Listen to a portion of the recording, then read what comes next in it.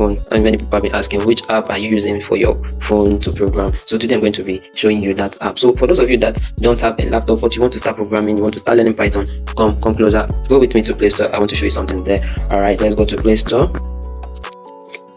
Go to your search bar and type Python.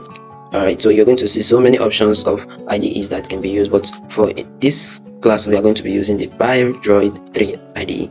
Alright, so it's already installed, so I'll go ahead and open. If you've not installed, just go ahead and install it. Alright, so it's open, and of course you can see I have some code written on it already. So if you download yours, it's not going to be looking like this because there's no code written already.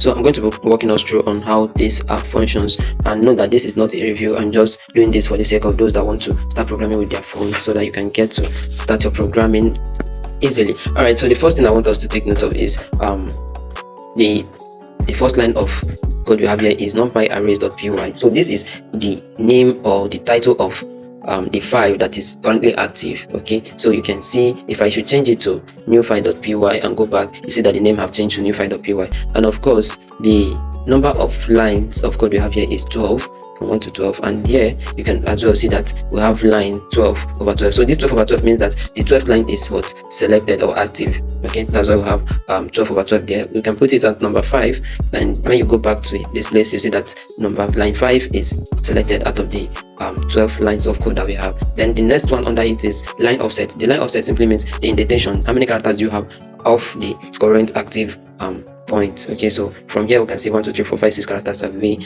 So let's go ahead. So for the premium package, of course there are so many benefits you can get when you study premium package, but that's not why we are here today. So let's go ahead to the settings. Of course you can edit, you can set your editor, your appearance and all of that. That's not still why we are here today. I want to show you one important feature of this app that's really make me settle for this app, which is the pip. Right, so let's click on the pip and see. So this is the feature of this app that really make me love the app so much. But before I go into details, I will give you 5 seconds to click on that subscribe button you're looking at. 1 2 3 4 5. All right, if you've done that, thank you very much. So let's go ahead. So here we have quick install. I'm going to select the quick install. On the quick install, you're going to see TensorFlow, OpenCV, and Touch. All these libraries are mainly for the premium package only, but that's notwithstanding, we also have the main libraries that we'll be using. They are all free. We can install all these libraries we are seeing here, the Keras, the Pandas, the NumPy, Matplotlib. We can install all these libraries, all right, for free.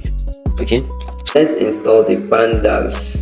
Okay, so you can see it's been installed, completed, it's installed already. So we can start working on any file you want to work. We can import them. So here you can also type in your, let's say, want to let's import NumPy. Right, so we can as well install NumPy.